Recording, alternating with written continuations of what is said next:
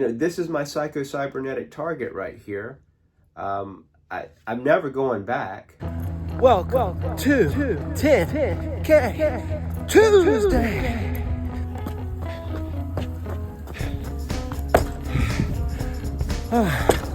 What a week. Alright. Hey, welcome to 10K Tuesday. It's freaking snowing or sleeting here in Virginia Beach in February. Had a good little run. Hey, if you've never been here before, every Tuesday I gotta run at least 10 kilometers, 10K, before I can even talk to you. And I got this awesome goal that I'd like to make $10,000 10K on a Tuesday. I gotta trade in. I don't know, we'll see if that's gonna hit 10K today, but gotta start somewhere. Ooh, I just ran about 12 miles. Let me catch my breath and we'll hook up. Man, I've had a rough week, I'll tell you. Last Wednesday, I went to go visit my mom. I don't know if you recall, a little while back I mentioned that she had a stroke. And I had a catastrophic failure on my automobile. The transmission has gone out. So I was stranded in a place for 4 days, and I had to sleep on a garage floor and get around on a bike. And I was lucky to have these things, quite frankly. Now, I could have cried uncle and I could have been extracted somehow, some way. Like, sure, I could have had a friend come swoop me up or have my wife call out of work and come get me. But anyway, I just sort of made it work. And it was kind of an interesting time to sort of take stock of the things that I had and to be grateful for the things that I did have and to sort of rough it. We're far tougher than we think we are. Yeah, why would you sleep on the floor in a garage and go shower at a Planet Fitness if you don't absolutely have to? I kind of had to, but I mean, emergency means you're gonna die. I wasn't gonna die, so I wasn't gonna call in, all sorts of help to come swoop me out. Just bided my time and figured things out on what I was going to do and didn't want to operate from a place of desperation. I got some wheels and I'm back home now. And so, and here for another 10K Tuesday. We never miss here, baby. I can tell you that. Well, a little continuation from last week. We talked about Ho'oponopono. It's a practice where we're saying somebody is bothering us in our life. And we want to fix them, but really you can't fix another person. We fix ourselves, and miraculously the other person gets fixed. That's the way the program works. And if you've never heard this before and you're tuning in, you think Scott's lost his damn mind. No, I learned this because a psychiatrist in Hawaii cured an entire facility, a mental ward of the criminally insane, by doing this. And it's by simply thinking of the person that you have a problem with, and you just it's called cleaning. You say, I love you, I'm sorry, please forgive me, thank you. And every time you do it, it's cleaning data until you get down to zero, because you operate from memory or inspiration, according to Dr. E. Haliaka Hugh Lin, through Dr. Joe Vitale, who Dr. Hugh Lin has passed away. Dr. Joe Vitale is very much still around and a super cool dude. His content is very helpful.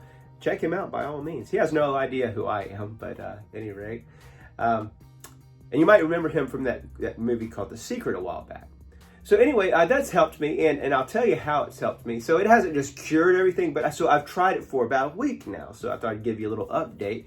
And so, we all have somebody in our lives that's just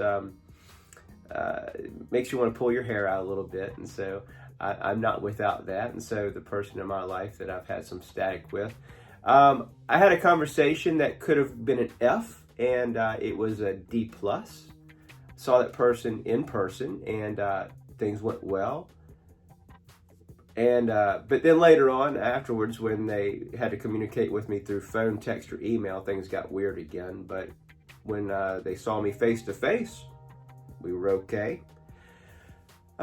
So I'd say for Ho'oponopono, nothing but upside, At any rate, it's kind of a good little meditation practice. There's all sorts of meditations where you want to, some sort of affirmation, or you repeat something, or you just sort of do the silent thing, transcendental meditation. So it's just sort of an arrow in my quiver, and I'm giving it a whirl, and from an area of possibilities, probabilities, and certainties, since it has been proven to work on hardcore, mentally insane criminals, I'll give it a whirl with somebody that's just bugging the shit out of me or something. You know, why not? What's the downside? Okay, cool. I want to start my day by reading philosophy or really good nonfiction or something spiritual. That's how I want to start the day. By the way I want to end my day, highly recommend this. I picked this up from Tim Ferriss, is to read fiction.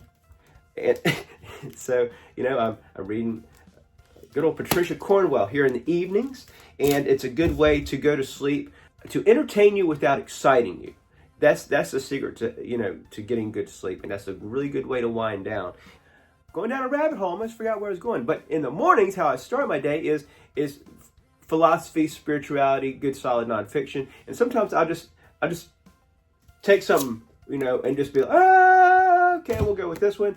I just open up some page, right? And so I did that today, found a good page, and so this is the Bhagavad Gita, and so I just think I just hit the mother lode on this particular page that I found. All these passages really speak to me, but I don't want to lose you here, so let's go with this one. Better indeed is knowledge than mechanical practice.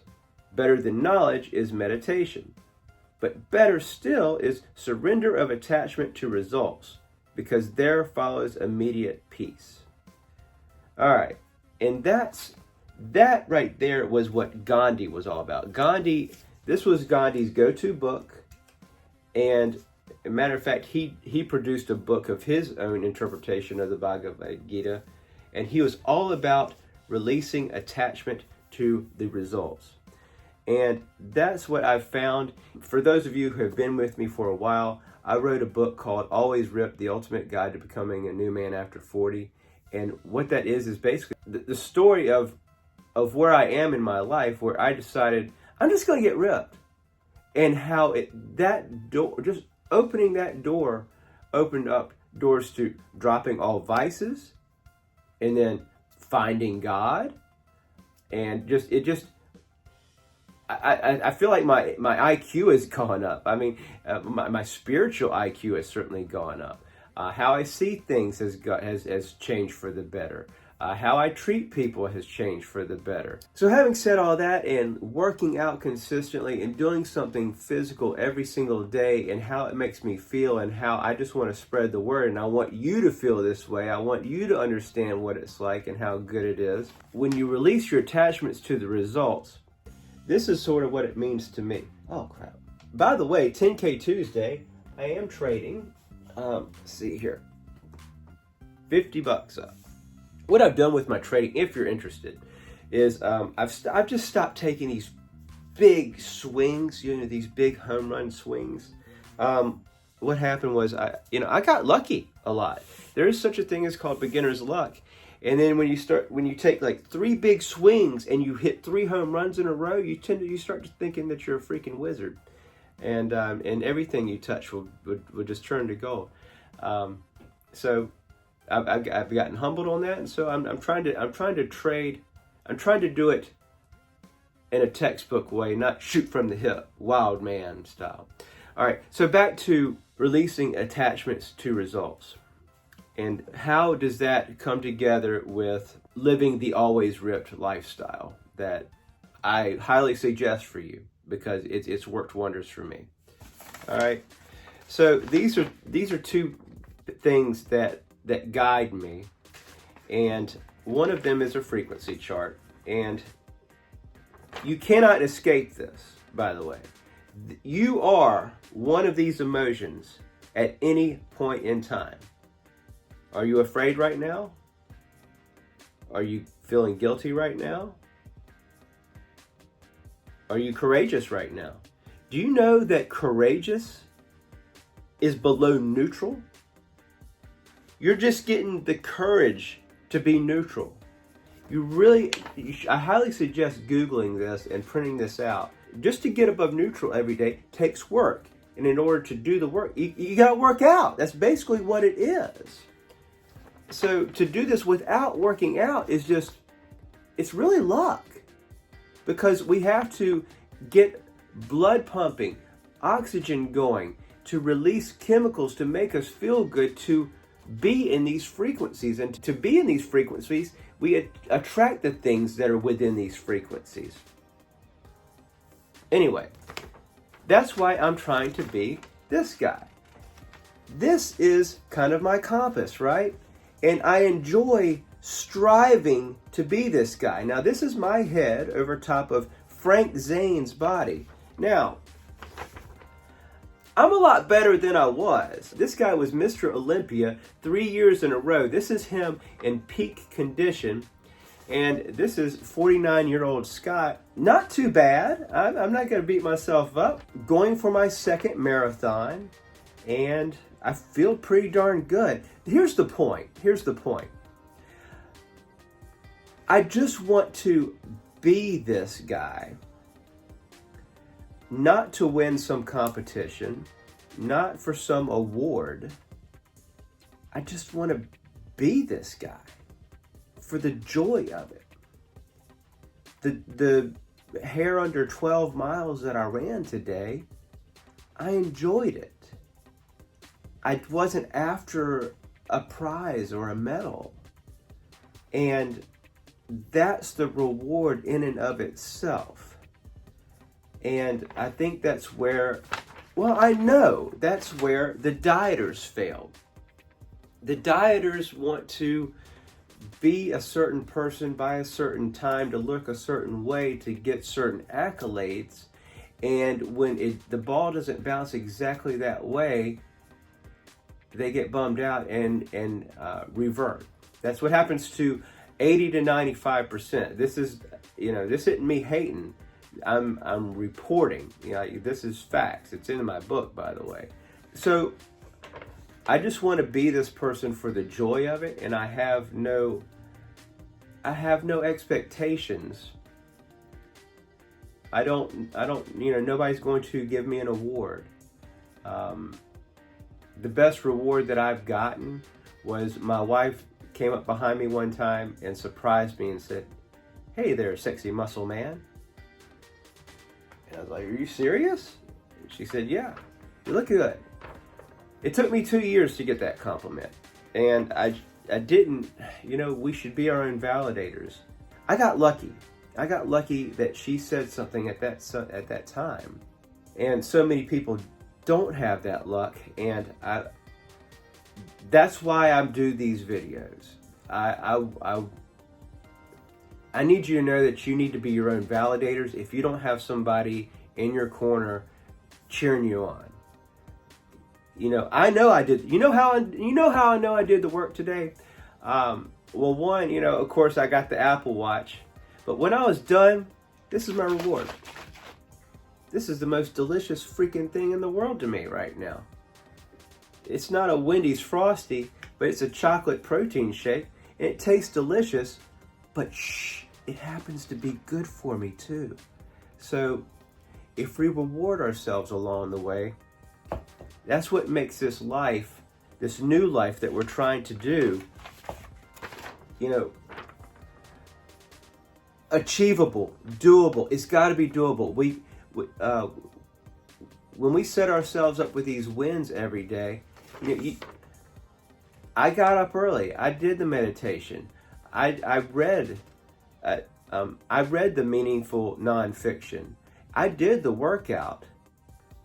I got the reward, I got the wins, and this is my psycho-cybernetic target right here. I'm never going back. That's the reward in and of itself. I have no expectations except to just enjoy living this way. Kind of felt like I went around my elbow to get to my ass on that, but this is my channel. And I know it's helping somebody out there, by golly. And also, I would encourage you, put something challenging on your calendar. If you haven't already, you better do that. That really helps make life worth living. And carve out some time for yourself to be creative. Whether it's painting pictures or, carving wood or playing music. Take some time out of your day, or at least a little, at least on a Saturday morning, Sunday morning, something like that. Be creative. Matter of fact, I'm so proud. There's a lady I see at the dog park, Kim, and we were chit-chatting, and I told her about that. And then next week, she pulls up her phone. She said, "Look, she painted a picture of some dogs." And yeah, she's like, "Yeah, I do need to paint again. I'm not bad at it." I was like, "You're awesome at it." So, man, I just, I know that will help you. It's helped me, and I've seen it directly help somebody. So that's what this channel is all about. I just want it to help. And so, yeah, hope you have a great day. Thank you so much for watching. You're not wasting this day. See you next time. Whoa.